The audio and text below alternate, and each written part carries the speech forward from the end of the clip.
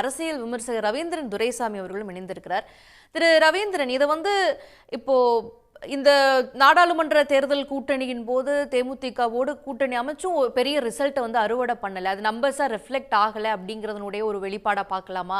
இல்ல தேமுதிக கூட்டணி தான் தொடருதுன்னு சொல்றாங்க, ஆனா இதில் கொடுக்கப்படாததன் மூலமாக ஒரு அதிருப்தி நிலவும், ஆனாலும் அதை பத்தி பெருசா கவலைப்படல அதிமுக. தங்களுடைய 2 எம்பிக்களும் நாடாளுமன்றத்துக்கு போவது நல்லது அப்படிங்கறத நினைக்கிறாங்களா? இது எப்படி பார்க்கணும்? தேமுதிக பொறுத்தவரையில் 26 முடிவு செய்யப்படும் என்ற கருத்தை அதிமுக கூறியதிலிருந்தே 2024 ஆண்டு மக்களவைத் தேர்தலில் பல தொகுதிகளில் டெபாசிட் இழந்த அதிமுக அணியினர் சில இடங்களில் டெபாசிட் காப்பாற்றப்படுவதற்கு தேமுதிகவின் ஆதரவு வளையமும் கேப்டன் விஜயகாந்தின் சிம்பதியும் காரணம் என்பது அவர்களுக்கு நன்றாக தெரியும். அதனால்தான் அவர்கள் தேமுதிக கூட்டணியில் தொடர்கிறது என்ற நம்பிக்கையும், அடுத்து வரக்கூடிய ராஜ்யசபா தேர்தலில் அவர்களுக்கு வாய்ப்பு அளிக்கப்படும் என்ற நம்பிக்கையும் அவர்கள் கொடுக்கிறார்கள். இது 100க்கு 100 உண்மையான ஒரு தகவல் தான். நீங்கள் தூத்துக்குடி, தென்காசி, மதுரை போன்ற இடங்களில் நீங்கள் 6 சட்டமன்ற தொகுதிகளையும் செக்மெண்ட் வைஸ் அனலைஸ் பண்ணி பார்த்தார்.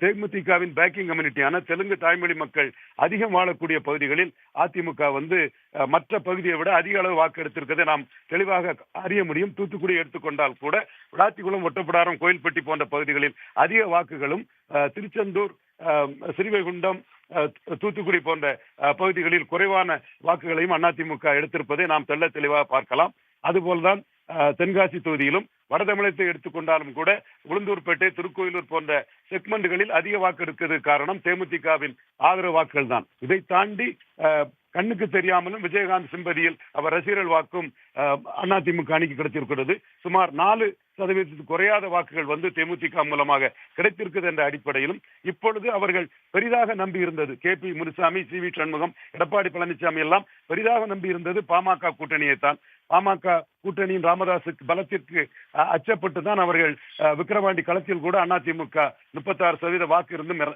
இறங்கி இடைத்தேர்தலில் கலந்து கொள்ளவில்லை.